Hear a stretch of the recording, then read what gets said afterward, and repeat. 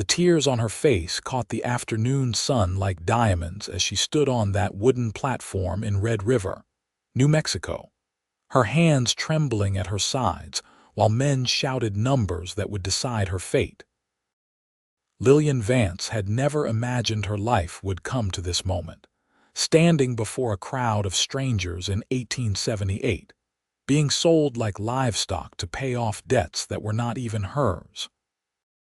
Her father had died 6 months ago from pneumonia, leaving behind a mountain of gambling debts to men who had no mercy. The creditors had taken everything: the small ranch outside town, the horses, even her mother's wedding ring. When there was nothing left to take, they had come for her. The auctioneer, a portly man with sweat staining his collar, called out again. "Do I hear $300? $300 for this fine young woman, healthy as a horse, can cook and clean and tend to a household." Lillian felt bile rise in her throat. She was 20 years old, and this was how her story would end, sold to the highest bidder who would likely work her to death or worse. She had heard stories of what happened to women sold at these debt auctions. Most ended up in saloons or brothels, their lives reduced to nothing but survival. She scanned the crowd through blurry eyes, seeing faces that ranged from leering to pitying. Most of the men looked rough, unwashed, the kind who spent their days drinking and their nights causing trouble. She recognized a few of them from town, men her father had warned her to stay away from.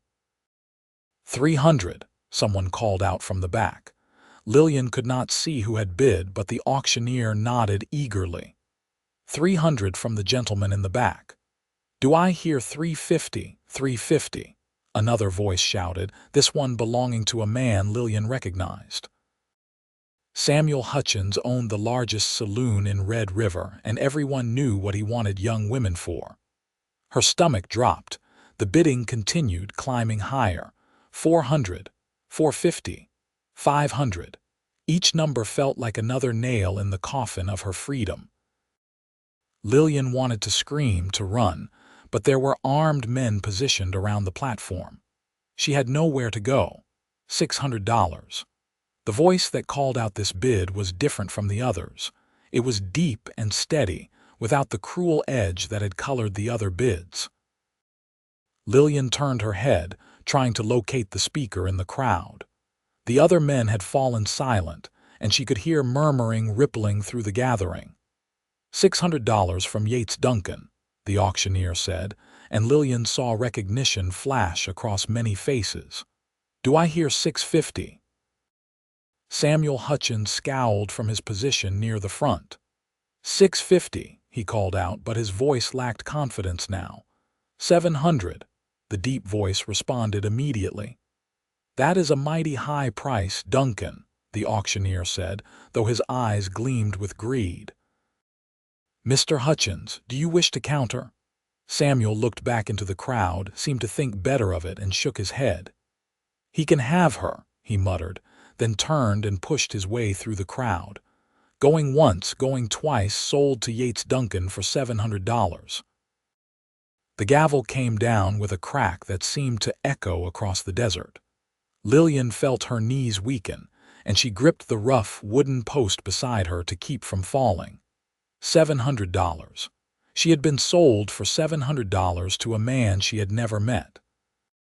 The crowd began to disperse, and Lillian finally saw the man who had bought her. He was tall, probably in his mid-20s, with dark hair that touched his collar and eyes that were an unusual shade of green. He wore dusty traveling clothes, a worn leather vest over a dark shirt, and a gun belt slung low on his hips. But what struck her most was his face. It was not cruel or hungry like the others. If anything, he looked almost sad. He approached the platform, counting out bills from a leather wallet and handing them to the auctioneer. The transaction complete, he turned to Lillian and extended his hand to help her down from the platform.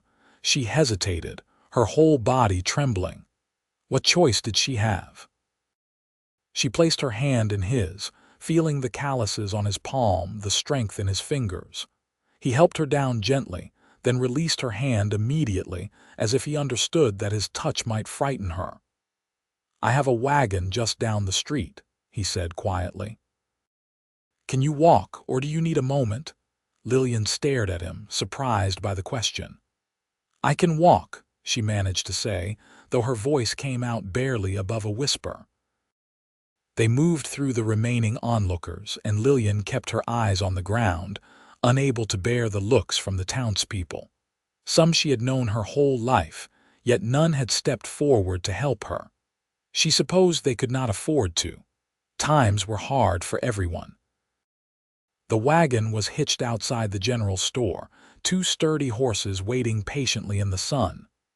Yates Duncan opened the back of the wagon, which contained supplies, bags of flour and sugar, tools, rope, and other provisions.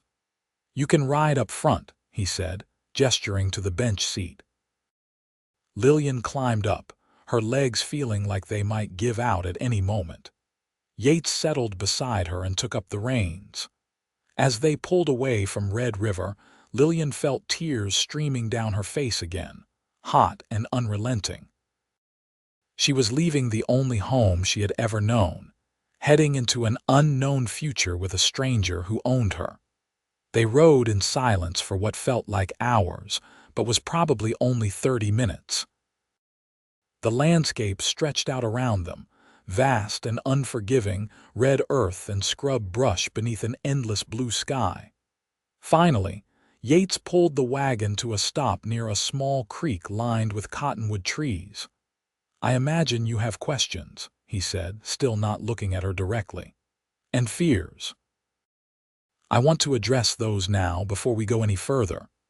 Lillian wiped her face with the back of her hand, trying to compose herself. "Where are you taking me?" "My ranch. It is about 2 hours north of here. I have a cattle operation, small but growing. I live alone since my parents passed 3 years ago." He paused, finally turning to meet her eyes. "I want to make something very clear to you, Miss Vance. I did not buy you to hurt you or to use you. I bought you because I could not stand to see Samuel Hutchins get his hands on you." She blinked, confused. "You do not even know me." "No, but I know him. I have seen what happens to women who end up in his employ." Yates ran a hand through his hair, looking uncomfortable. "I grew up with a sister. She died of scarlet fever when she was 16. Every time I see a young woman in trouble, I think of her, wonder what I would have wanted someone to do if she had been in that position." Lillian did not know what to say. She had expected cruelty or at best indifference. This unexpected kindness left her speechless. "I have a proposition for you," Yates continued. "You work for me as my housekeeper. I will pay you wages, room and board included. You will have your own room with a lock on the inside of the door.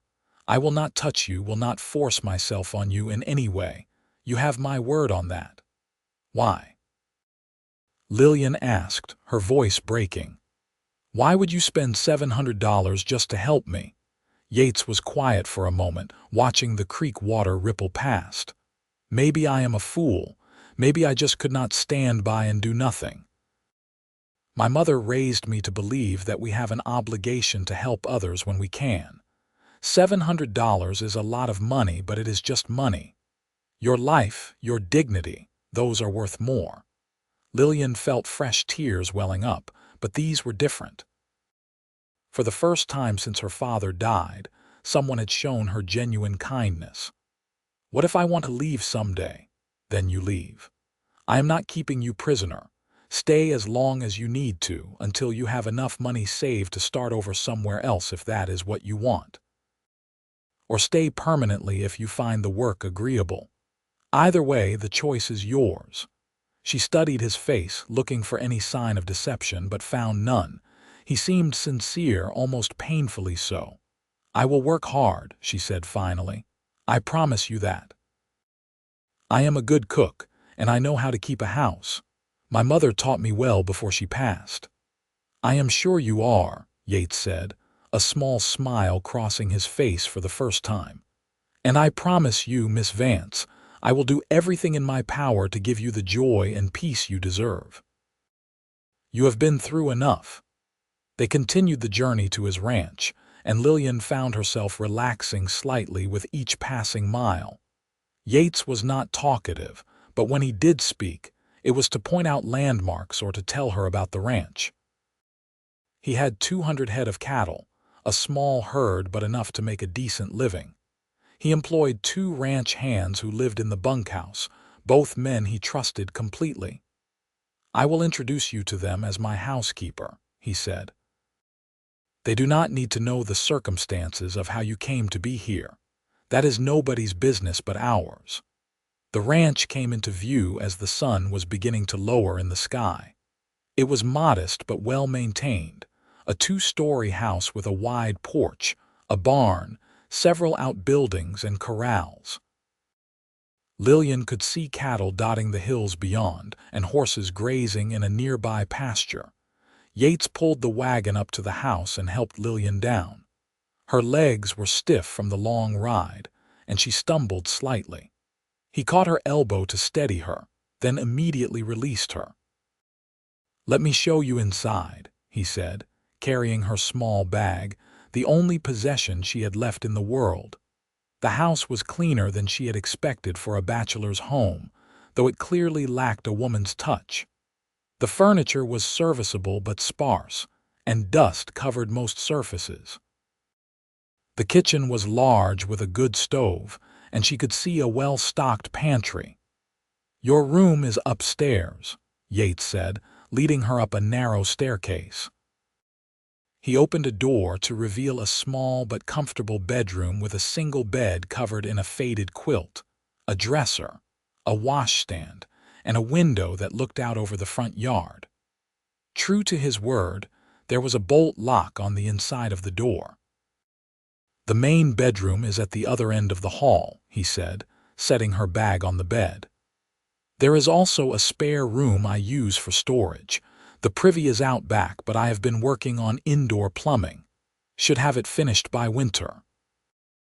Lillian walked to the window, looking out at the vast expanse of land. "It is beautiful here. It can be harsh, but yes, it has its beauty." Yates moved toward the door. "I will leave you to settle in. Come down when you are ready. I imagine you are hungry." "I am not much of a cook, but I can manage something edible." After he left, Lillian sat on the bed, trying to process everything that had happened. This morning she had woken up in a cell at the sheriff's office, terrified of what the auction would bring. Now she was in a quiet room in a ranch house, with a man who promised her safety and wages and freedom. It seemed too good to be true, and yet here she was. She unpacked her bag, which took all of 2 minutes since she owned so little. A change of clothes, a hairbrush, and a small Bible her mother had given her. That was all that remained of her former life. She changed out of the dress she had worn to the auction, unable to stand the feel of it on her skin anymore, and put on her only other dress, a simple blue cotton one that was faded but clean. Downstairs, she found Yates in the kitchen, attempting to slice bacon. He looked up when she entered, and she saw relief cross his face. "Let me," she said, moving to the stove. "You said you wanted a housekeeper, so let me start earning my keep." He stepped aside willingly, and Lillian set to work. It felt good to have something to do, to focus on a task instead of her racing thoughts. She found eggs in the cold box, potatoes in the pantry, and soon had a proper meal cooking. Yates sat at the kitchen table, watching her with an expression she could not quite read. "You are not exaggerating about your skills," he said as she placed a plate in front of him. "This is the best meal I have had in this house since my mother was alive." They ate together in companionable silence. Lillian was hungrier than she had realized, having eaten nothing since the previous evening. The food helped settle her nerves somewhat. "Tomorrow I will show you around properly," Yates said as they finished. "Introduce you to the hands, show you where everything is. For tonight, just rest." You have been through enough for one day." Lillian helped him clean up the dishes, then excused herself to her room. She locked the door from the inside, more out of habit than fear of Yates, and lay down on the bed. Exhaustion swept over her, but sleep did not come easily. Her mind kept replaying the day, the auction, the faces in the crowd, and then Yates's voice, steady and calm, bidding high to save her from a fate worse than death. She thought about his promise to give her joy. It had seemed like an impossible thing in that moment on the auction platform. But now, lying in a comfortable bed with a full stomach and a locked door between her and the world, she wondered if maybe, just maybe, joy was not as far out of reach as she had thought. The next few weeks fell into a pattern. Lillian woke early and prepared breakfast for Yates and the two ranch hands, Marcus and Tom. Both men were respectful, tipping their hats to her and thanking her for the meals. She spent her days cleaning the house, doing laundry, tending the vegetable garden behind the house, and preparing 3 meals a day. The work was hard but satisfying, and for the first time in months she felt useful. Yates kept his word about everything. He paid her weekly wages, which she saved carefully in a tin box hidden in her dresser. He never came to her room, never touched her beyond the occasional accidental brush of hands when passing dishes at the table. He was unfailingly polite, always asking if she needed anything, if the work was too much, if she was comfortable. But as the weeks turned into a month, Lillian began to notice things about Yates Duncan that she had not seen initially. The way he was gentle with the horses, speaking to them in a low voice as he worked. The way he always made sure she had enough firewood stacked near the kitchen door. The way his face lit up when he talked about the ranch, his plans for the future, his dreams of building something lasting. She also noticed the way he looked at her sometimes when he thought she was not paying attention. Not with lust or possessiveness, but with something softer. Curiosity, perhaps, or maybe interest. It made her heart beat a little faster, though she tried to ignore the feeling. One evening in late October, a storm rolled in across the plains, fierce and sudden. Rain lashed against the windows and thunder shook the house. Lillian was cleaning up after dinner when the back door blew open with a crash. She rushed to close it, but the wind was too strong. Suddenly Yates was there, adding his strength to hers, and together they managed to force the door shut and latch it. They stood there, both breathing hard, soaked from the rain that had blown in. Lillian looked up at Yates and found him looking down at her, and for a moment something passed between them. An awareness, a connection. Then Yates stepped back quickly. "I will mop up this water," he said, his voice slightly rough. "You should go change into dry clothes before you catch cold." Lillian nodded, not trusting her voice, and hurried upstairs. She changed into her nightgown and robe, then sat on her bed, listening to the storm rage outside. Her heart was pounding, and she could not stop thinking about that moment in the kitchen, the look in Yates's eyes. She had been so focused on survival, on adjusting to her new situation, that she had not allowed herself to think about Yates as anything other than her employer. But the truth was becoming harder to ignore. She was drawn to him, to his quiet strength, his kindness, the way he treated her like a person rather than property despite having paid for her at an auction. The thought frightened her. She had no experience with men, with romance, with any of this. Her mother had died when she was 16, and she had spent the last 4 years caring for her increasingly ill and debt-ridden father. There had been no time for courting or dances, or any of the things other young women her age had experienced. A knock on her door startled her from her thoughts. "Miss Vance," Yates's voice came through the wood. "I brought you some hot tea. Thought you might need warming up." Lillian opened the door to find Yates standing there with a steaming cup. He had changed into dry clothes as well, and his hair was still damp, curling slightly at the ends. "Thank you," she said, taking the cup. Their fingers brushed, and she saw him swallow hard. "Lillian," he said, then paused. It was the first time he had used her first name. "I want to apologize if I made you uncomfortable earlier." "You did not," she said quickly. "I was just startled by the storm." He nodded, but did not look convinced.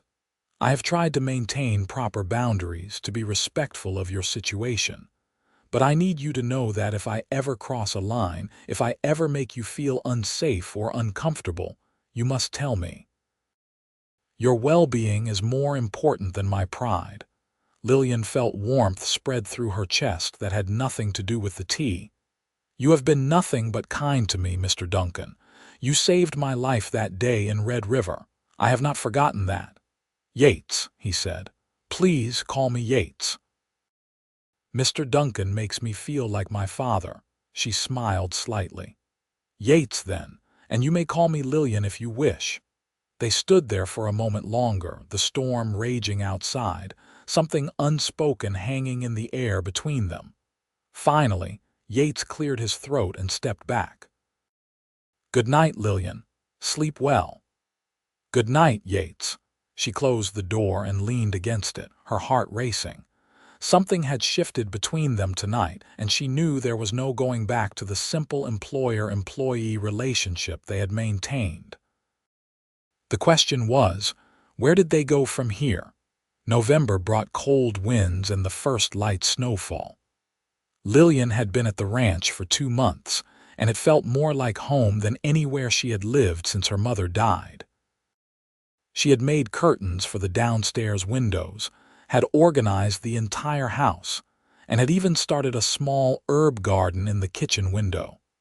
Yates continued to be respectful but had become more open, sharing stories about his childhood, his parents, his dreams for the ranch. He asked about her life too, and gradually, Lillian found herself opening up about her mother, her father's decline, the pain of losing everything.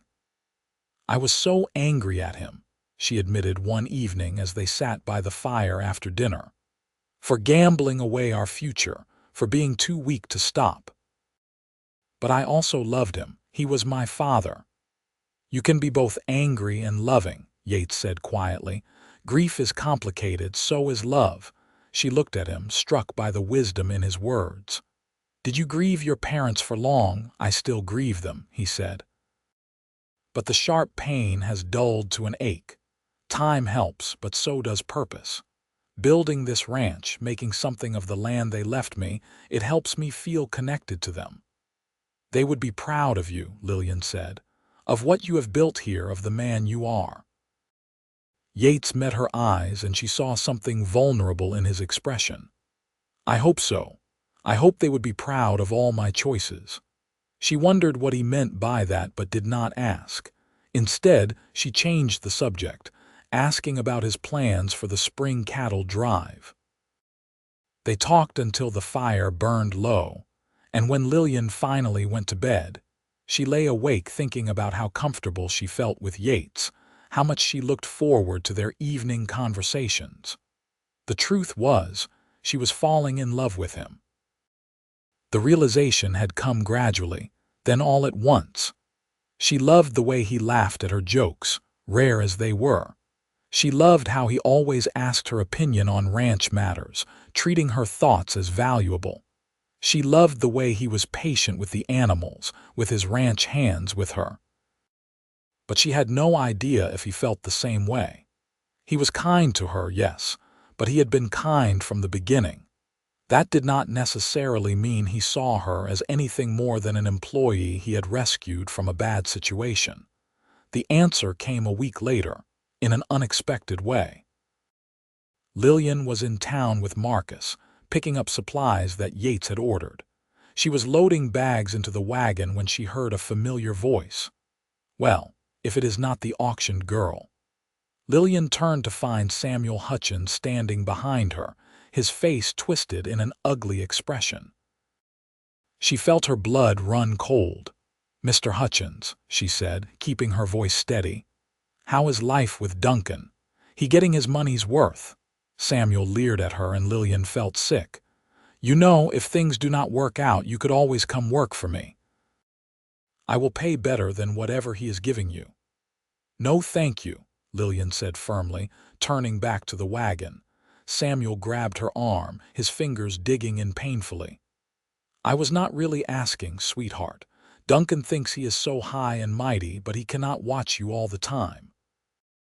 Let go of me, Lillian said, trying to pull free. The lady asked you to let go. Lillian looked up to see Yates striding down the street toward them, his face thunderous. He must have ridden into town separately. Marcus had also appeared, stepping closer protectively. Samuel released Lillian's arm but did not back down. This is none of your concern, Duncan. Everything concerning Miss Vance is my concern, Yates said, his voice dangerously quiet. He positioned himself between Lillian and Samuel. You do not talk to her, you do not look at her, you do not come within 10 feet of her. Am I clear? You paid for her at an auction, Samuel said with a nasty laugh. Does not mean you own her. No, it does not. Nothing and no one owns her. She is a free woman working of her own choice. And if you ever lay hands on her again, you will answer to me. Yates's hand rested on his gun belt, not threatening exactly but making his point clear. Samuel looked between them, seemed to calculate his odds, and apparently decided discretion was the better part of valor. She is not worth the trouble, he muttered, then turned and walked away. Yates immediately turned to Lillian, his anger replaced by concern. Are you all right? Did he hurt you? I am fine, Lillian said, though her arm throbbed where Samuel had grabbed her. Thank you for intervening. Let me see your arm. Lillian pushed up her sleeve, revealing red marks that were already beginning to bruise. Yates's jaw clenched, and she saw fury flash in his eyes again. I should have hit him, he said. No, you did the right thing. Violence would only have made things worse. Lillian gently pulled her sleeve back down. Can we just go home? The word had slipped out without thinking, but she realized she meant it. The ranch was home now. Yates's face softened and he nodded. Marcus, finish loading the supplies. I am taking Lillian back now. The ride back to the ranch was quiet. Lillian could feel tension radiating from Yates, his hands tight on the reins. Finally, about halfway home, he pulled the wagon to a stop and turned to her. I need to say something, and I need you to just listen until I am finished. Lillian nodded, her heart beginning to pound. When I saw Samuel touching you, I wanted to kill him. Not just hit him, but actually hurt him badly for daring to put his hands on you. And that scared me, because I have never felt that kind of rage before. He took a breath. I have been trying so hard to maintain proper boundaries, to not take advantage of the situation, to let you heal and find your footing. But the truth is, I care about you, Lillian. More than I should, more than is probably wise given how we met. Lillian stared at him, afraid to breathe, afraid to break whatever spell was happening. I think about you constantly, Yates continued. I look forward to every meal because it means I get to sit across from you. I find excuses to come back to the house during the day just to see you. And I know this is probably unfair to say, because you might feel obligated to return my feelings given that I paid for you at that auction, but I cannot keep pretending anymore. Yates, Lillian said softly, finding her voice. I am not asking you to love me back, he said quickly. I just needed you to know, and if it makes you uncomfortable if you want to leave, I will give you enough money to start fresh somewhere else, but I could not keep silent anymore. Lillian reached out and placed her hand over his on the reins. What if I do not want to leave? What if I feel the same way? Yates went very still. Do you? I think I started falling in love with you weeks ago, Lillian admitted, the words tumbling out now that she had started. Maybe from the first day when you promised me joy. You have kept that promise, Yates. Every day with you has been a gift. You make me feel safe, valued, cared for. You make me laugh. You treat me like an equal. How could I not fall in love with you?" Yates raised his free hand to her face, his thumb gently brushing her cheek. "Lillian," he breathed her name like a prayer. "May I kiss you?" "Yes," she whispered. He leaned in slowly, giving her every chance to pull away, but she did not want to. When his lips met hers, it was gentle and sweet and perfect. Lillian felt warmth spread through her entire body, and when they finally pulled apart, they were both smiling. "I have wanted to do that for so long," Yates said. "I wish you had done it sooner," Lillian replied, making him laugh. They sat there for a while longer, talking about their feelings, about the future, about what this meant for them. Yates made it clear that he wanted to court her properly, that he was not expecting anything physical beyond what she was comfortable with. "I want to marry you someday," he said. "But only when you are ready, only when you are certain this is what you want. There is no rush. We have all the time in the world." "I want that too," Lillian said. "I want to build a life with you, to make this ranch a true home." They returned to the ranch house as the sun was setting, and everything looked different to Lillian now. This was not just where she worked, where she lived. This was where she belonged, where her future would unfold.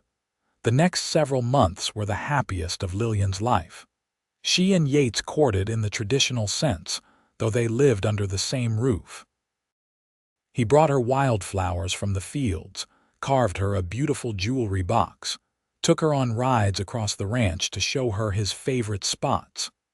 She cooked his favorite meals, mended his clothes with careful stitches, and filled the house with small touches that made it a home. They also talked endlessly, learning everything about each other. Yates told her about his childhood dreams of being a soldier, his decision to stay and work the ranch when his parents grew too old to manage it alone, his grief when they died within months of each other. Lillian shared memories of her mother, stories from before her father's gambling problem took over their lives, her fears and hopes for the future. They kissed often, sweet stolen moments in the kitchen or by the corral or on the porch in the evening. Yates was always respectful, always careful not to push too far, but Lillian found herself wanting more. She loved the feel of his arms around her, the way he held her like she was precious, the way his kisses made her feel alive. Winter passed into spring, and in April, nearly 7 months after that fateful auction day, Yates proposed. He did it simply, kneeling in the garden she had planted, presenting her with a ring that had belonged to his mother. "Lillian Vance, you have brought more joy into my life than I ever imagined possible. You have turned this house into a home, this ranch into a place of laughter and love. Will you marry me? Will you be my wife, my partner, my everything?" Lillian pulled him to his feet, tears streaming down her face. "Yes, yes, 1,000 times yes." They married in May of 1879, a simple ceremony in Red River with Marcus and Tom as witnesses. Lillian wore a new dress she had sewn herself, pale yellow with lace at the collar, and Yates wore his best suit. When the preacher pronounced them husband and wife, Yates kissed her with a passion that made her blush and earned a cheer from the small crowd that had gathered. The wedding night was everything Lillian had hoped for, tender and sweet and overwhelming in the best way. Yates was patient and gentle, making sure she felt loved and cherished. Afterward, lying in his arms in what was now their shared bedroom, Lillian marveled at how far she had come from that terrible day on the auction platform. "What are you thinking?" Yates asked, running his fingers through her hair. "I am thinking that I was wrong," Lillian said. "That day when you promised me joy, I did not believe it was possible. But you have given me more than joy, Yates. You have given me love, hope, a future. You have given me everything." "You gave me the same," he said, kissing her forehead. "I was just existing before you came into my life." Now I am truly living." They built a beautiful life together over the next few years. The ranch prospered under their combined efforts, growing from 200 head of cattle to over 500. Lillian proved to have a good head for business, helping Yates make decisions about breeding stock and market timing. They hired more ranch hands, expanded the house, and added new corrals and barns. In the spring of 1880, Lillian discovered she was pregnant. Yates was ecstatic, immediately becoming overprotective and insisting she rest more. Lillian laughed at his fussing but secretly loved how much he cared. Their first child, a son they named Joseph after Yates's father, was born in December of that year. He had his father's green eyes and his mother's dark hair, and both parents were immediately smitten. Yates proved to be a wonderful father, patient and loving, always willing to walk the floor with a crying baby or change a diaper. "I never knew my heart could hold this much love," he said one night, watching Lillian nurse their son. "Neither did I," she agreed. "It feels like it will burst sometimes." Joseph was followed by a daughter, Emma, in 1882, and then another son, Michael, in 1884. The house was full of noise and laughter, the patter of small feet, and the endless energy of children. Lillian sometimes felt exhausted but never unhappy. This was the family she had dreamed of, the life she had thought was impossible that day on the auction block. The children grew, and the ranch continued to thrive. Yates taught Joseph and Michael to ride almost as soon as they could walk, while Lillian taught Emma to cook and sew. But both parents made sure all their children learned everything, believing that everyone should know how to care for themselves and their home. In 1888, when Joseph was 8, he asked his parents how they had met. Lillian and Yates exchanged glances, having known this day would eventually come. "We met in Red River," Yates said carefully. "Your mother was in a difficult situation and I helped her." "What kind of difficult situation?" Joseph pressed. Lillian decided honesty was best. "My father died and left debts I could not pay. I was being sold at an auction to settle those debts. Your father bid on me and brought me here to work as his housekeeper. Eventually, we fell in love." Joseph looked troubled. "Someone wanted to sell you. That is not right." "No, it was not right," Yates agreed. "But sometimes the world is not fair and we have to do what we can to help each other. That is why we have always taught you to stand up for people who need help, to be kind even when it is difficult." "I am glad you helped Mama," Emma said, climbing into Lillian's lap. "So am I, sweetheart," Yates said, reaching over to ruffle her hair. "So am I." The years continued to pass, each one bringing new joys and challenges. There were harsh winters and dry summers, cattle disease and difficult births, money troubles and conflicts with neighboring ranchers. But through it all, Lillian and Yates faced everything together, their love deepening with each passing year. In 1890, they expanded the ranch house again, adding a large parlor and an additional bedroom. Lillian filled it with comfortable furniture and books, creating a warm gathering place for their family. She had become known in the area for her kindness, often taking in women who were in desperate situations, giving them work and a safe place to stay. Yates supported her fully in this, remembering how she had come to him. "You are saving lives," he told her, "just like I tried to save yours. We save each other," Lillian corrected. "Every single day."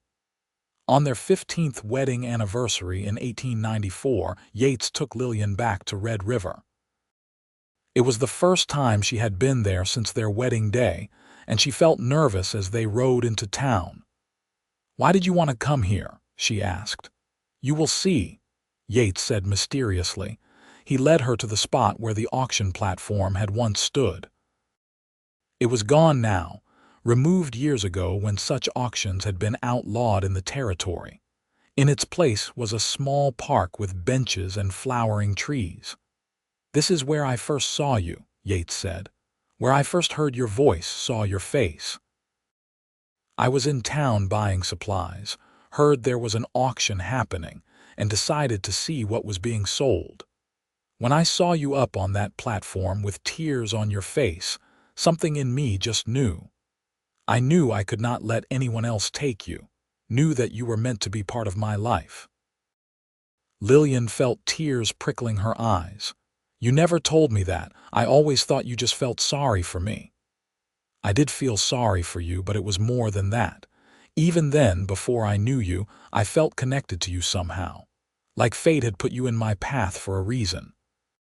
He took both her hands in his. "These past 15 years with you have been the greatest gift of my life. You made me a better man, a better person. You gave me a family, a purpose, a reason to build something lasting. I love you more today than I did on our wedding day, and I will love you even more tomorrow." "Yates," Lillian said, her voice thick with emotion, "I love you so much. You took the worst day of my life and turned it into the beginning of something beautiful. You kept your promise to give me joy, and you have given me so much more besides." They kissed there in the park, not caring who might see, celebrating the love that had grown from such an unlikely beginning. Life continued its steady march forward. Joseph grew into a strong young man who loved the ranch as much as his father did. Emma developed a talent for painting, covering the house with beautiful landscapes. Michael proved to have a gift with horses, able to gentle even the most difficult animals.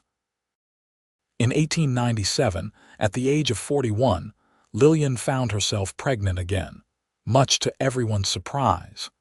This late pregnancy was harder on her body, and Yates worried constantly. But in the spring of 1898, she delivered a healthy daughter they named Grace. "She is a gift," Lillian said, holding the tiny baby, "an unexpected blessing in our later years."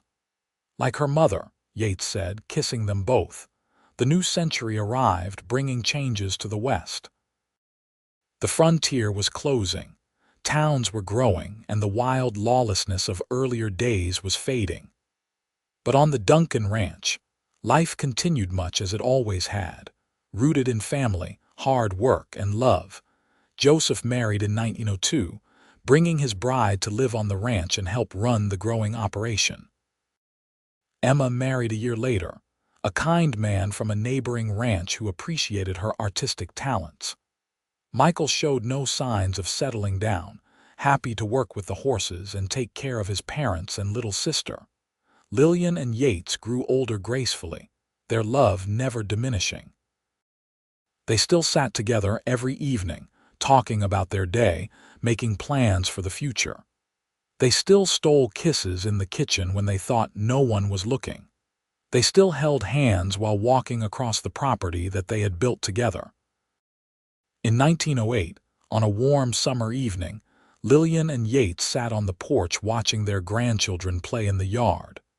Joseph and his wife had 3 children now, and Emma had just had her first baby. The house was full of life and laughter, exactly as they had always dreamed. "Do you ever think about that day?" Lillian asked. "The auction?" "Sometimes," Yates admitted. "Usually when I look at everything we have built and think about how close we came to never having this. If I had been delayed getting to town, if someone else had bid higher, if I had not had enough money with me." "But none of those things happened," Lillian said. "You were there exactly when you needed to be. You saved me, and then I saved you right back." "You certainly did," Yates agreed, pulling her close. "You gave me a reason to live instead of just survive. You filled my life with love and purpose and joy." "You promised me joy that day," Lillian reminded him. "Standing on that platform, you called out your bid, and somehow I knew.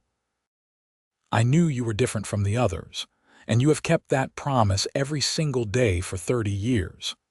30 years, Yates marveled. It feels like both a lifetime and no time at all. They sat in comfortable silence, watching the sun set over the land they had worked so hard to build. 3 decades had passed since that fateful day in Red River, and Lillian could barely remember the terrified young woman she had been. That girl had been lost and alone, with tears streaming down her face, believing her life was over. But it had not been the end. It had been the beginning of something wonderful, something lasting. Yates had bid high and promised her joy, and he had delivered on that promise in ways she never could have imagined. Their love story had started in the most unlikely way possible, born from desperation and an auction block. But it had grown into something beautiful and enduring, a testament to the power of kindness, compassion, and choosing to see the person behind the circumstances. As darkness fell and the stars began to appear, their grandchildren were called inside for bed. Lillian and Yates remained on the porch a while longer, neither ready to let go of the peace of the evening. "Thank you," Lillian said softly. "For what?" "For being brave enough to bid, brave enough to promise me joy, brave enough to love me." Yates turned to her, his green eyes still bright even in the darkness. "Loving you has never required bravery, my darling. It has always been the easiest, most natural thing in the world." He kissed her then, tender and sweet, and Lillian felt the same flutter in her heart that she had felt the very first time he kissed her all those years ago.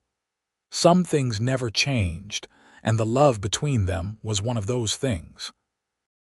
It had grown and deepened, weathered storms and celebrated joys, but at its core, it remained the same pure, true connection that had sparked between them from the beginning. The years continued to roll forward, bringing both happiness and sorrow. In 1912, Tom, one of the original ranch hands who had become like family, passed away peacefully in his sleep. The whole family mourned him, remembering his loyalty and friendship over the decades. Michael finally married in 1914, choosing a spirited young woman who loved horses as much as he did. Their wedding was a joyous affair, with family and friends coming from all over the territory. Lillian cried happy tears watching another of her children pledge their love, remembering her own wedding day so many years before. Grace grew into a beautiful and intelligent young woman, with her mother's strength and her father's kind heart. She had been accepted to a teaching college in Santa Fe, and though Lillian worried about her youngest being so far away, she was proud of Grace's ambition. The ranch continued to prosper, now being run primarily by Joseph with input from his father.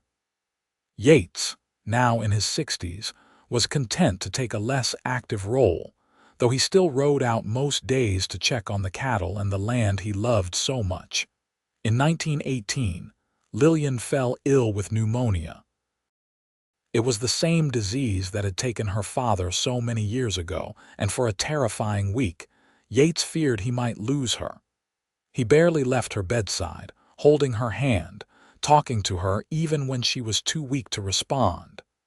"You cannot leave me," he told her during one of her more lucid moments. "We have more living to do, more grandchildren to meet, more sunsets to watch together. I am not ready to say goodbye." "Neither am I," Lillian managed to whisper. "Not yet." She recovered slowly, her strong will and Yates's devoted care pulling her through. By spring, she was back on her feet, though not quite as strong as before, but she was alive, and that was all that mattered. "You gave me a scare," Yates said once she was fully recovered. "I do not think my heart could take losing you." "You are stuck with me for a good while longer," Lillian assured him. "We have too much left to do."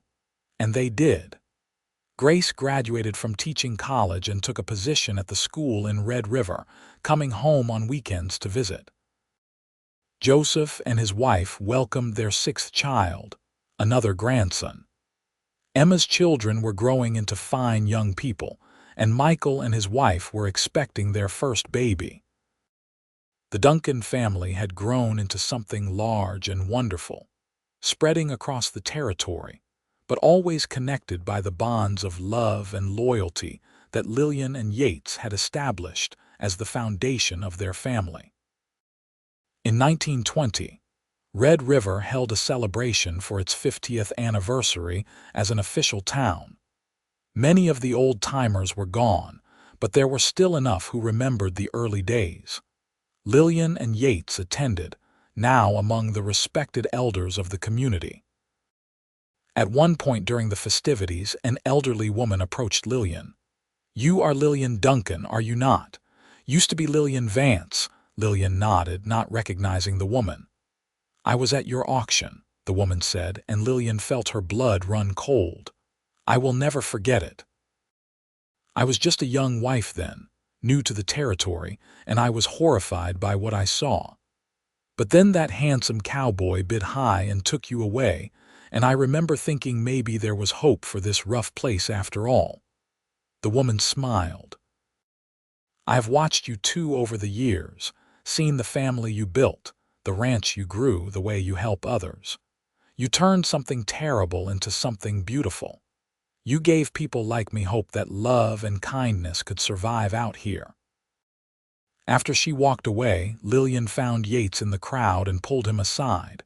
She told him what the woman had said, and they both stood there for a moment, reflecting on the weight of their story. "We did not just build a life for ourselves," Yates said. "We showed others that circumstances do not define you, that love can bloom in the most unlikely places." "You did that," Lillian corrected.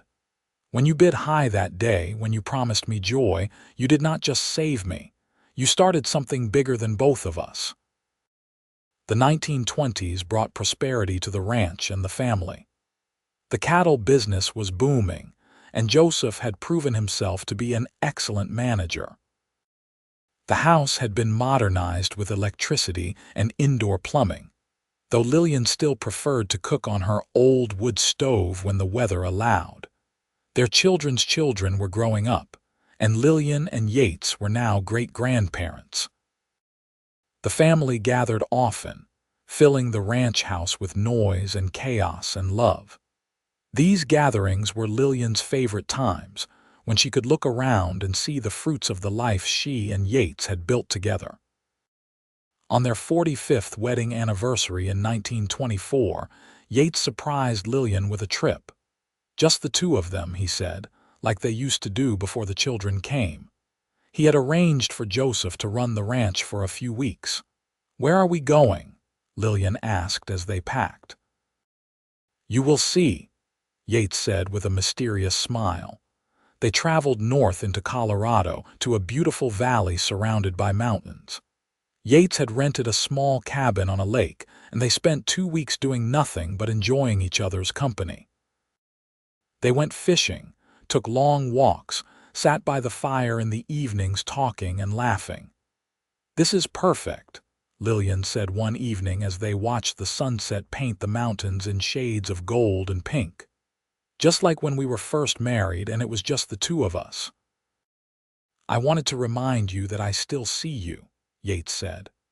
"Not just as the mother of my children or the grandmother of our grandchildren. I see you, Lillian, the woman I fell in love with. The woman with tears on her face who I could not walk away from. The woman who has been my partner, my love, my everything for 45 years. Lillian felt tears, the good kind, slide down her cheeks. "I see you too, Yates. My rescuer, my husband, my heart. You are still that man who promised me joy, and you are still keeping that promise." They made love that night with the same passion and tenderness they had always shared, proving that age had not diminished the connection between them. They were both in their 60s now, their hair gray, their faces lined with the years they had lived. But when Yates looked at Lillian, he still saw the beautiful young woman on the auction platform. And when Lillian looked at Yates, she still saw her handsome cowboy, calling out his bid and changing her life forever. The journey back to the ranch was bittersweet. They had loved their time alone but were also eager to return to their family. As they crested the final hill and saw the ranch spread out below them, Lillian felt her heart swell with pride and love. "We built all that," she said. From nothing, we built everything.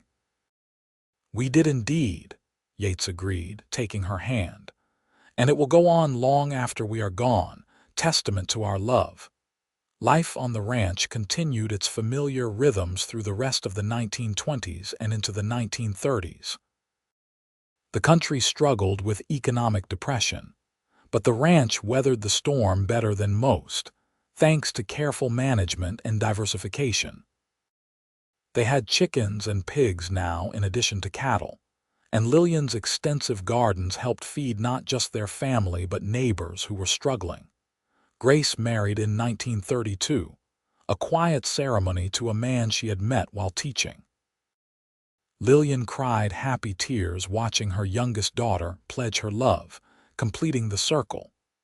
All her children were happily married now, all building their own versions of the love she and Yates shared. In 1935, Lillian and Yates celebrated their 56th wedding anniversary. The whole family gathered at the ranch for a huge celebration. There were children and grandchildren and great-grandchildren running everywhere, filling the house and yard with joy. Joseph stood to make a toast during the dinner. To my parents, who showed all of us what real love looks like. Who built this ranch from almost nothing and turned it into a legacy for generations. Who taught us to be kind, to work hard, to stand up for what is right, and to always, always choose love. Everyone raised their glasses, and Lillian saw tears in the eyes of many of their children and grandchildren. Yates squeezed her hand under the table, and she squeezed back, both of them overwhelmed by the love surrounding them. Later that evening, after most of the family had gone home or to bed, Lillian and Yates sat on the porch in their familiar spots. The stars were brilliant overhead, and a warm breeze carried the scent of the gardens Lillian had tended for so many years. 56 years, Lillian marveled. More than half a century since you bid high and promised me joy. Best money I ever spent, Yates said with a soft laugh. Best decision I ever made. Do you think you have kept your promise? Lillian asked, though she knew the answer. Yates turned to her, his green eyes still bright even in his 70s. I think we kept our promise to each other. You brought me just as much joy as I brought you. We built this life together every step of the way. We did, Lillian agreed. And I would not change a single moment, even the hard times. It all led us here to this moment, to this beautiful life we share. They sat together until late in the night, watching the stars wheel overhead, holding hands like they always had. Two people who had come together in the most unlikely way, who had built something lasting and beautiful from a terrible beginning. The years that followed were gentle ones. Yates's health began to decline slowly, nothing specific, just the wearing down that comes with age. He could no longer ride out to check the cattle, but he sat on the porch most days, watching the ranch continue under Joseph's capable management. Lillian cared for him tenderly, just as he had cared for her when she was ill. She cooked his favorite meals, read to him from the books they both loved, and sat with him for hours, reminiscing about their life together. I am not afraid of dying, Yates told her one afternoon in the spring of 1938. I have lived a full and beautiful life, but I am afraid of leaving you. Do not think about that, Lillian said, though her heart ached. We still have time. Not as much as I would like, Yates said. Promise me something, Lillian. Promise me you will be happy after I am gone, that you will not spend your remaining years in grief. I want you to laugh and smile and enjoy our family. I promise, Lillian said, tears streaming down her face. But you have to promise me something too. Promise me you will wait for me wherever we go after this, that when my time comes you will be there. I promise, Yates said, pulling her close. I will wait for you at the end of whatever road comes next, and when you arrive I will bid high for you all over again. Lillian laughed through her tears. You already won that auction, my love. I have been yours from that day forward." Yates Duncan passed away peacefully in his sleep on a warm June night in 1938, with Lillian holding his hand. He was 75 years old and had lived to see his ranch flourish, his children and grandchildren prosper, and the woman he loved thrive. The funeral was attended by what seemed like half the territory. Yates had been respected and loved by many, and the church in Red River was packed to overflowing. Lillian stood with her children around her, accepting condolences from hundreds of people whose lives Yates had touched. But it was a letter from a woman in Texas that touched Lillian most deeply. The woman wrote that 30 years ago, she had been in a situation similar to Lillian's, about to be sold at an auction to pay debts. But a man who had heard about Yates Duncan's story had stepped forward and helped her instead, inspired by what Yates had done. That woman had gone on to build a good life, and she wanted Lillian to know that Yates's kindness had rippled out farther than he ever knew. Lillian kept that letter close, reading it often in the months after Yates's death. It helped her understand the true impact of what he had done, not just for her but for countless others who had been inspired by their story. The grief was profound, but Lillian kept her promise to Yates. She continued to live fully, to laugh with her grandchildren, to help run the ranch, to enjoy the family they had created together. She missed Yates every single day, but she also felt his presence constantly, in every corner of the ranch, in every family gathering, in the values he had instilled in their children. Years passed, and Lillian remained active and engaged with life. She lived to see her great-great-grandchildren born, to witness her family spread out across the West, to know that the legacy she and Yates had built would continue for generations. In the spring of 1943, Lillian was sitting on the porch of the ranch house, watching the sunset just as she had done thousands of times with Yates. She was 85 years old, and though her body had grown frail, her mind was still sharp, her spirit still strong. Grace, her youngest daughter, sat beside her. "What are you thinking about, Mama?" "About a day 65 years ago," Lillian said. "The worst day of my life that became the best day of my life. About a cowboy who bid high and promised me joy and then spent the rest of his life keeping that promise." "You miss him," Grace said softly. "Every moment," Lillian admitted, "but I also feel grateful beyond measure. We had nearly 60 years together, built a life that exceeded my wildest dreams. Not many people can say that." "You taught us all what real love looks like," Grace said. "What it means to choose someone every day, to build something lasting together, to face whatever comes as partners." Lillian squeezed her daughter's hand. "That is the greatest legacy your father and I could leave. Not the ranch, not the money, but the knowledge of what real, enduring love looks like." As the sun dipped below the horizon, painting the sky in brilliant oranges and purples, Lillian felt a profound sense of peace wash over her. She had lived a long, full life, filled with more joy than she ever thought possible on that terrible day on the auction platform. She had loved deeply and been deeply loved in return. She had raised good children, seen her family flourish, and made a difference in the world. That night, Lillian went to sleep in the bedroom she had shared with Yates for so many years, surrounded by memories of their life together. She dreamed of him, young and strong again, standing in a meadow filled with wildflowers, his hand extended toward her. "I have been waiting for you," he said in her dream, and his smile was exactly as she remembered. "I am ready now," Lillian replied, taking his hand.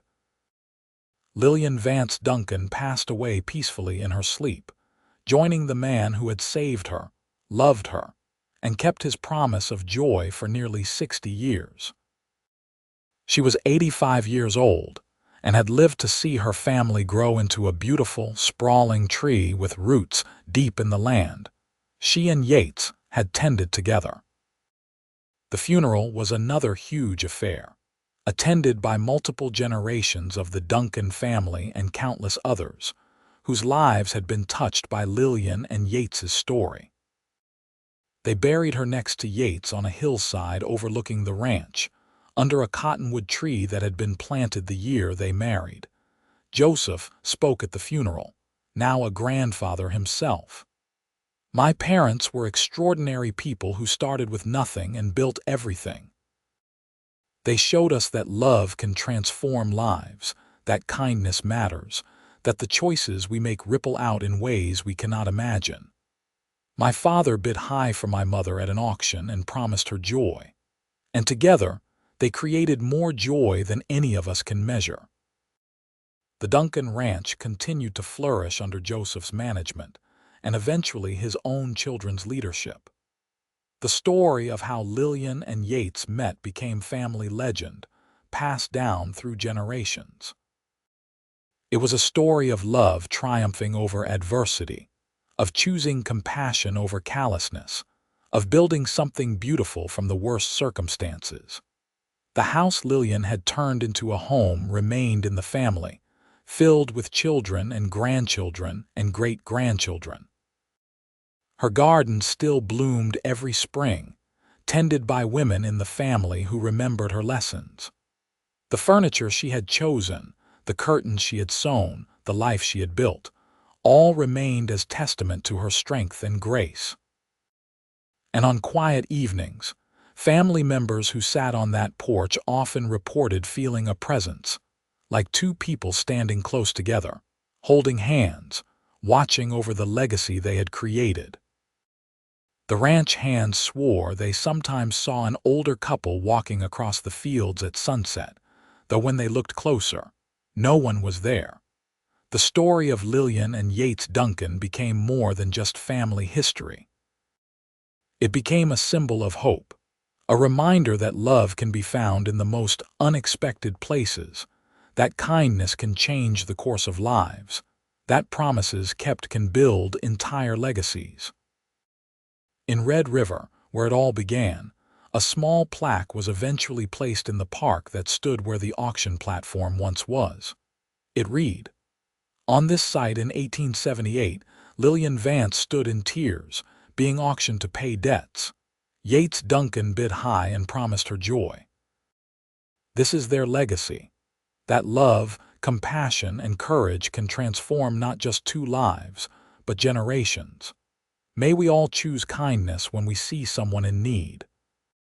The plaque remained there for decades, a reminder of a time when the West was wild and rough, but also a time when one man's decision to help a woman in distress created a ripple of goodness that spread far and wide. Years turned into decades, and the 20th century gave way to the 21st. The Duncan family continued to grow and spread, but they never forgot their roots, never forgot the story of how it all began. At family reunions, someone would always tell the tale of the auction, of the cowboy who bid high, of the promise of joy that was kept for a lifetime. And in the telling and retelling, the story grew into something more than just history. It became a call to action, a challenge to each new generation to live up to the example Lillian and Yates had set, to be kind when it would be easier to look away, to help those in need even when it cost something, to believe in the transformative power of love, to keep the promises made, no matter how difficult. The ranch itself, well over a century old now, stood as physical proof of what two people could build when they chose love over fear, hope over despair, partnership over loneliness. Every building, every fence post, every tree had a story attached to it, and all the stories flowed back to that one moment when a cowboy saw a woman in tears and decided to act. In the end, Yates Duncan did far more than buy Lillian's freedom at an auction. He gave her the chance to become the woman she was meant to be, to build the life she was meant to live, to love and be loved fully and completely. And Lillian did the same for him, turning his lonely ranch into a home, his isolated existence into a life of connection and purpose, his well-intentioned rescue into a partnership that changed both of them for the better. Their story was not just about a rescue or an auction, or even about falling in love. It was about two people who chose each other every single day, who built something beautiful from difficult beginnings, who proved that the measure of a life is not where it starts, but what you make of it. It was about keeping promises, choosing kindness, and believing in the possibility of joy even in the darkest moments. And that story, that legacy, that promise of joy, lived on long after both of them were gone, woven into the very fabric of the family they created and the land they loved. Every sunset over the ranch, every meal shared around the long table in the kitchen, every child born into the family, carried forward the love that began on an auction platform in Red River, New Mexico, in the summer of 1878, when a cowboy bid high and promised joy, and then spent the rest of his life keeping that promise.